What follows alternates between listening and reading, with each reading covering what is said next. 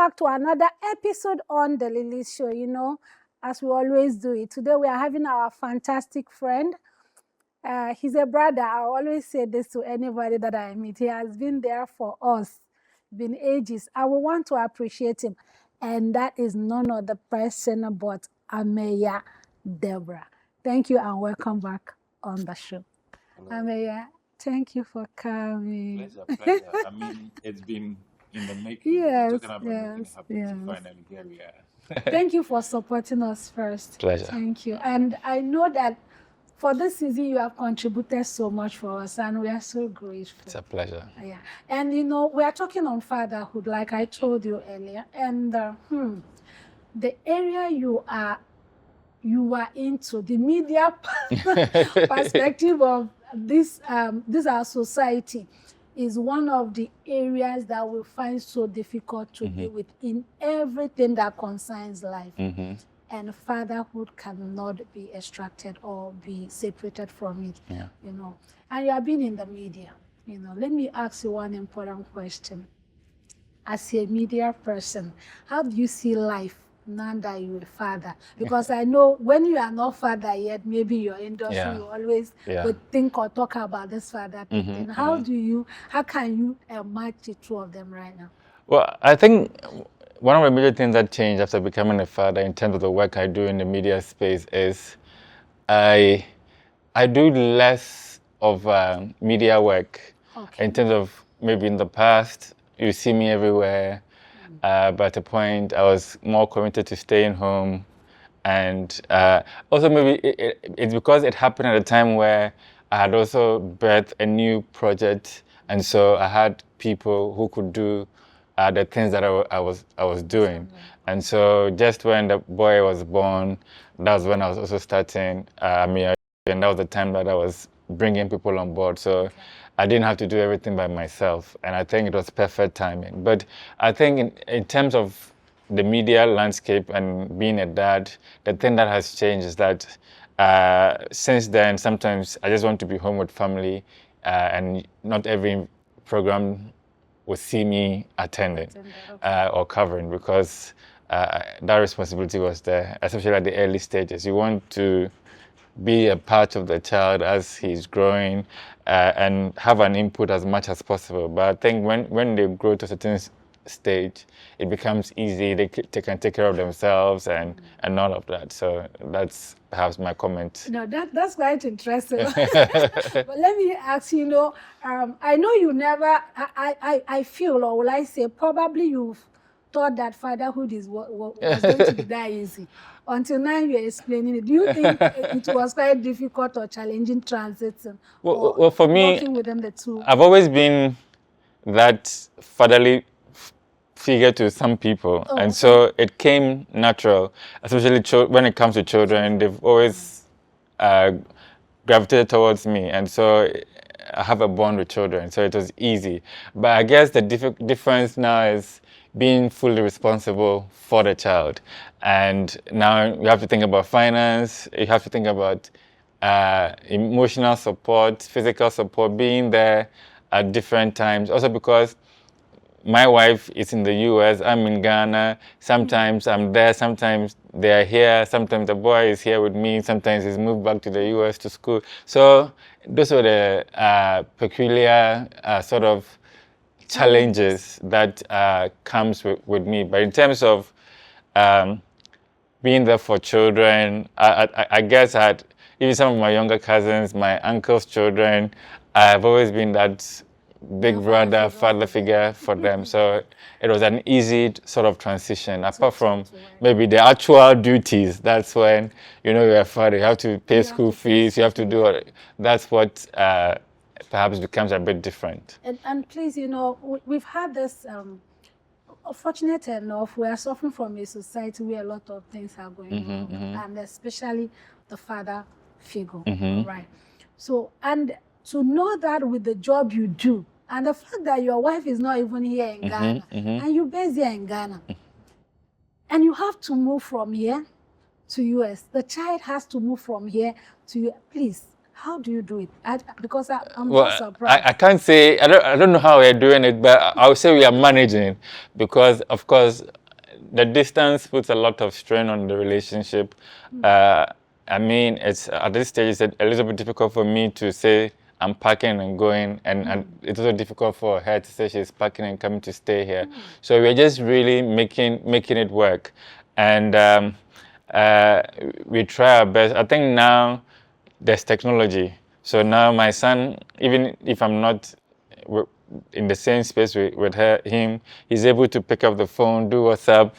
Talk to you. Even if he needs me to buy something for him in the US, there are apps that I can buy food for him, the kind of food he wants. I can just order for him. So it doesn't feel like you are too far all the time. But of course, in reality, you are still far. So I think that the times have made it a little bit easy in terms of the communication and staying in touch part. But when it comes to the more physical connection, that sometimes is a bit, but again, when you see somebody on phone, video, you feel like the person is up close, so it doesn't make it too challenging in that regard. But we are managing. We are not excelling in it, but we are managing. You're managing it. Okay, do you think it's going to affect your son in one way or any way? Well, I hope not. And so, I mean, that's the reason why I'm trying to make it as seamless as possible. He can call me whenever he wants. If he needed something and I was there, what I would do for him, even when I'm not around, I'm able to still do that. So I'm hoping that that will help in building him up, and then he wouldn't feel that sort of gap. Yeah. But I mean, for 2 years straight, he was in Ghana, and because he was schooling here, and then on vacation we would go to the US. But now he's gone back to the US to school, and so I will feel the distance more. But I'm trying to also push to see if you can bridge the gap. And so if I can go and spend some longer time there, then I'm doing that and bridging it. I think that is called bridging the time. Yeah, we have to. Anyway, let's go for a quick commercial break. When we'll come back, we'll continue on this conversation. Late night study session, endless assignments, and now these urchins and mosquitoes. You guys are sitting here just have you done the assignment Mr. Pachi gave us? How do we do this assignment? This mosquitoes.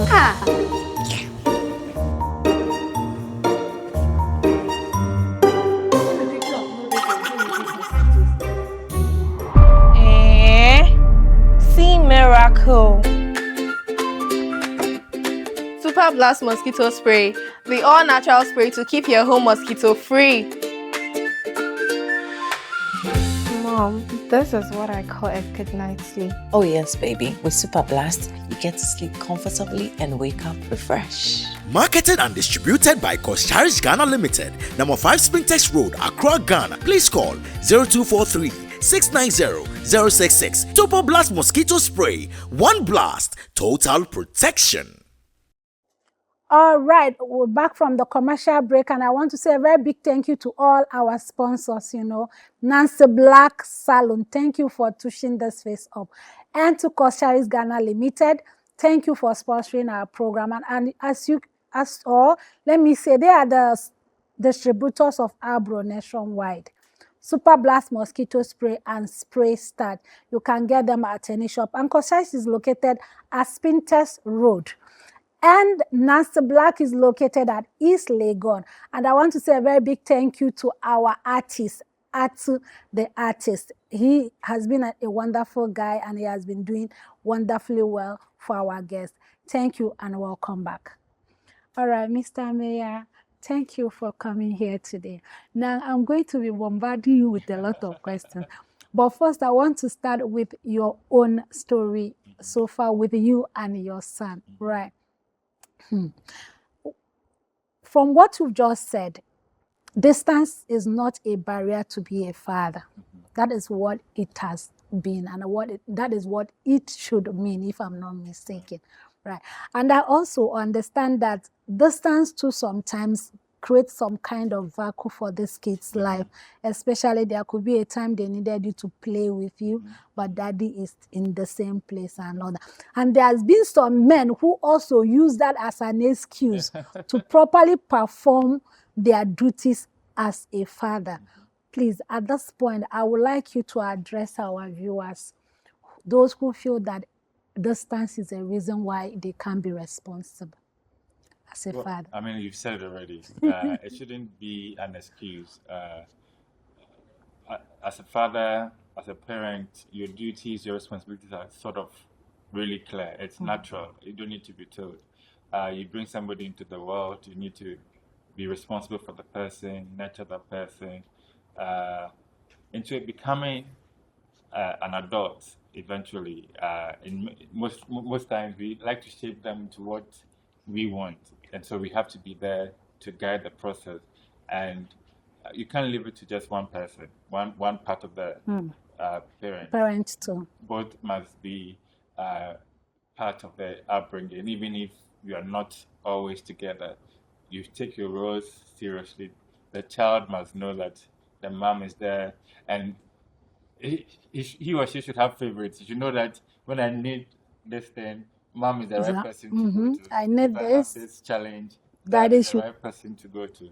That should never stop. And I think, like I said, no matter what, unless you're a dad who has been in prison, and so and No, but I think even in prison, you have access for communication, right? well, nowadays, I think but there's not so much access. Okay. In that one, you have to wait for when there's time for visits, when you can actually make a call. So there's more limitation. So to that, I think that's the most extreme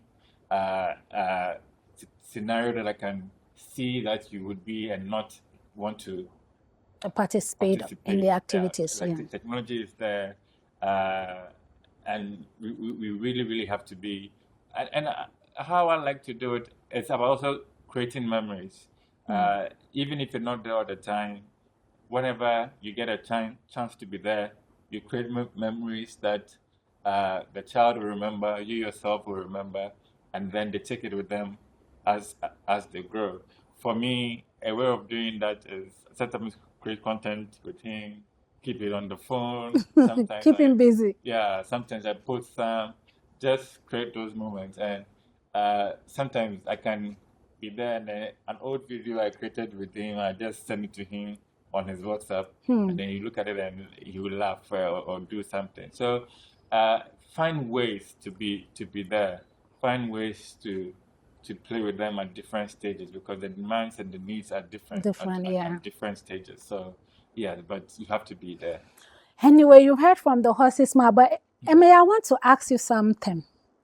From your, let me say, explanation, you are more of technology oriented with your son, and he's been working for you, right? Yeah. But I mean, I belong to a technology era, and they even belong to a more modern technology era. And it's very important that we don't give it all to technology. I let him have time to be on tablet, to be on phone, to watch TV, but I try to regulate.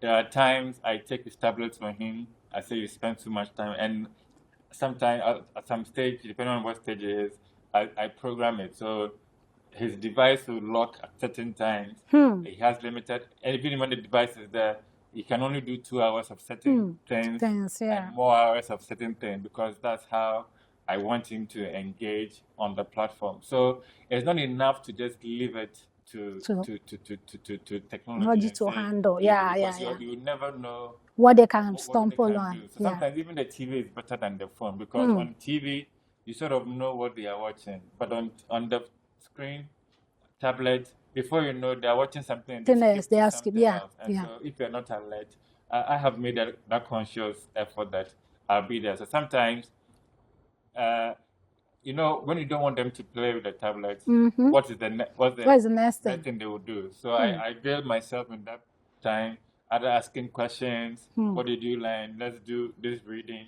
or we're just playing, so that it's not like you don't want me to do this. Do So this. what do I Okay. do? What do I do? Okay. And then so you engage them. So if I'm around, that's what I do. And then that's the same method that his mom, his grandmother also following. will follow, even if I'm not around. So it's more like they a get good pattern you balance. have set up for him. Yeah. Of course, they will outwit you, especially sometimes I'll call and the password that locks certain parts, he's found it. And then he's unlocked Because it. they are very They smart. are very smart. Like I said, technology Yeah. is their generation. So they just know. I remember when he was even like before he turned 1 or you're on the phone, and when he sees the red button, he knows that he must press it Press to it. record. And so it's a different That's how generation. fast Yeah. he picks something. That's it. It's the generation we find ourselves in. You don't need. They know what the play button is. They see it, and it's a thing. So we just have to be there to control it. Otherwise, because even the older people, there's so much distraction for us when we get in that space. In that space, yes, So you're right. imagine What the kids, it does to the kids. Wrinkles? No! Abro Spray Starch, giving your outfit the crisp, clean, and professional edge that defines true elegance. Abro Spray Starch, step out and stand out. Mr. James. Hello, sir. How may I help you? Mr. James. Wow, you look elegantly beautiful. Thank you. At this point, I'm no longer sick. With Ameyaw Spray Starch, elegance is everything. Wow!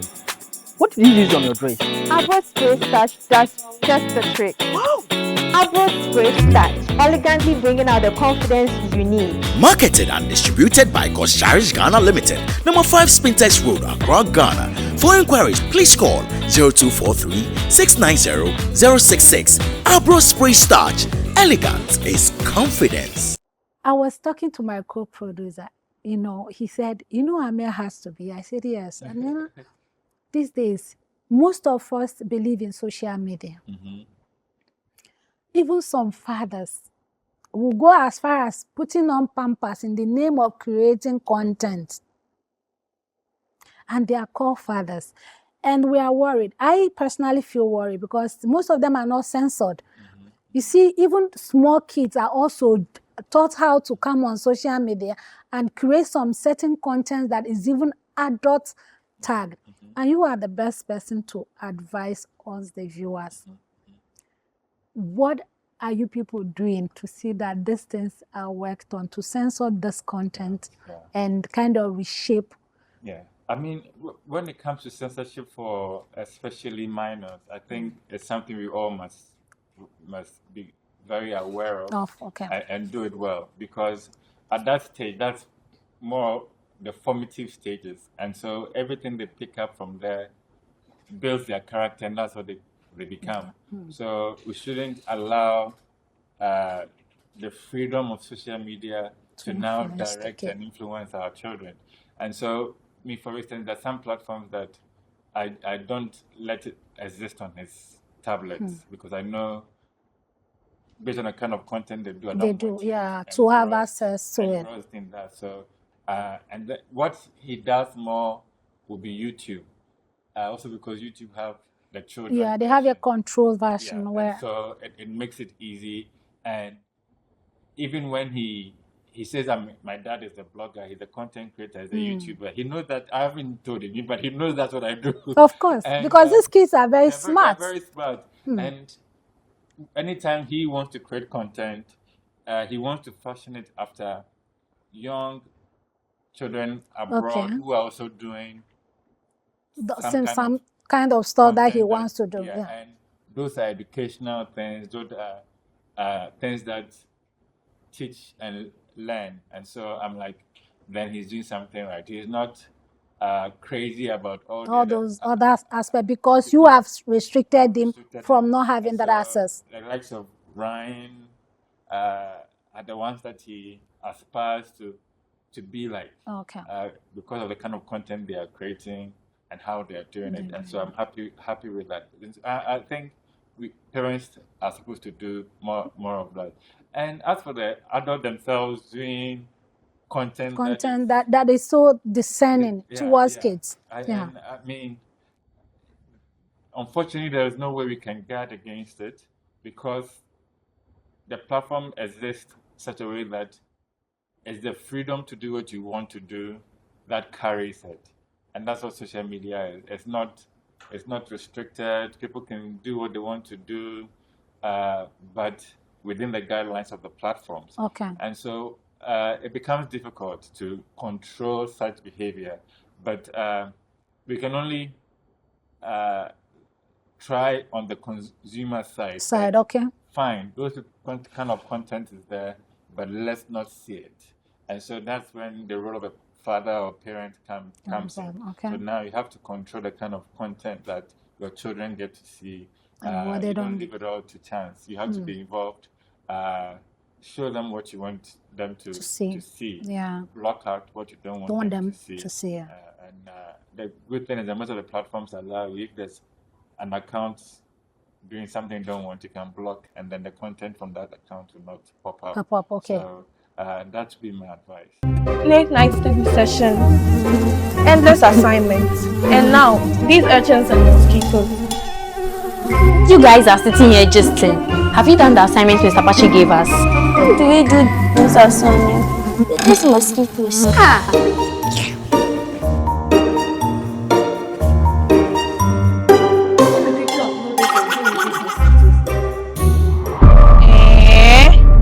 See miracle. Super Blast Mosquito Spray, the all-natural spray to keep your home mosquito free. Mom, this is what I call a good night's sleep. Oh yes, baby. With Super Blast, you get to sleep comfortably and wake up refreshed. Marketed and distributed by Kosharish Ghana Limited, number 5 Sprintex Road, Accra, Ghana. Please call 0243 690 066. Super Blast Mosquito Spray. One blast, total protection. Thank you and welcome back. Yeah, Ameyaw Debrah. Hey. In fact, you have really said so much, and you have covered most of the questions I even want to ask you. But notwithstanding, we are not going to, we are still have a lot to talk on the area of social media because that is where you are specialized lies on, and a lot of things goes on social media that it's a bit challenging. And most parents are finding it difficult. They don't even know. They want their children to have access to phone, but they don't know how to guide them on the usage of these gadgets. And most of this thing exposes them to a lot of things. I've stumbled on some things on social media where a young girl of 12 years was smoking on social media. And I was like, is this someone's child? Is there something wrong? What's going on in this society? Is there nothing we can do to, when such content is uploaded, it can be turned down. Yeah. I know for YouTube, like you said, you can choose to, I don't want my child to go here. You can have parental control over this. But on X and on Facebook, all this are not. Yeah. And the funny thing, you can even be watching a certain thing and another content will pop up. Probably you are following them by chance or mistake. Yeah. The algorithm pushes content to you. So why is that? You guys on the forefront should work on that Facebook stuff because it's really influencing most of the kids in a very bad way. Yeah. I mean, sometimes the best way for you to get your kids involved in content consumption is a lot of people also download the content so that children watch it offline. And so with that, it's like they're playing it from a gallery that you have curated for them to consume. And so in that regard, anytime they're on the phone, they're not on the internet. Okay. They are on offline. Yeah. And so the content they are seeing is what you have already uploaded for them. Downloaded for them to consume. And so that way, you can leave it for them. Nothing will happen because it's only the content that you have. But once it's connected to the internet, the dangers are there. And the truth is now, sometimes I can disconnect YouTube on the TV at home, and then this young man will find his way and So connect on it. it. Go to settings, connect Wi-Fi, and then he gets it because he knows the password to the Wi-Fi. It's difficult because they're also very savvy. They'll find ways to get into that. Around it. So, like I said, I think a good way for you to get social media or digital content for the children to consume is get it offline and then let them consume it. Most of the platforms also have safe for kids sort of settings. And so when you do that, it blocks out anything that they are not supposed to see. Not supposed to see. And are you going to? Is it going to be self-selective, or it can automatically be done? I think it depends on the platform. You can, and there are sometimes even third parties that you can download to sort of do the blocking for you. There's a lot of technology out there that can support. And in terms of, like, for instance, the kid that was smoking at that age, it's substance abuse. So most of the platforms, when you report it, they will take it. They will take it down. So I'm sure that content, most people will report it, and it will be taken down, because substance abuse is one thing, but when children are abusing it, it takes to the next level, and all these international platforms are quite strong. I think last week I stumbled on a content where a father reported his own son to the police station, and we started arguing about it. And someone was like, "This was outrageous. How can you, as a father, report your own son to the?" And I said, "Are you okay?" Because me, I'll do it 10 times 10 what the father did. And I'm asking you, as a father, do you think what the man did was the right? Did he take the right step? Well, so I think it depends. For me, it depends on what the child did. I think he stole. He was an adult. I think 18 or 18. so. Okay, at that age. And I think he stole something. At that age, is old enough to take accountability for his action. But for a minor, it would be difficult. I don't know what they would do, and then you take them to the police. It must be really extreme. But I think most instances, you should have done parenting in such a way that you're able to handle and correct some of these mistakes as they happen. And you don't need that extreme measure unless the person has killed somebody or it's a crime. Then you have to really report to the police. All right. To my viewers, we've come to the end of today's show. And thank you for tuning in. And I want to say a very big thank you to all our sponsors, Kosharis Ghana Limited. They are situated at Spinters Road. Nancy Black Salon, for making me look this fabulous. She is at East Legon. And for my big guy at The Artist. So stay tuned. Keep watching The Lily Show.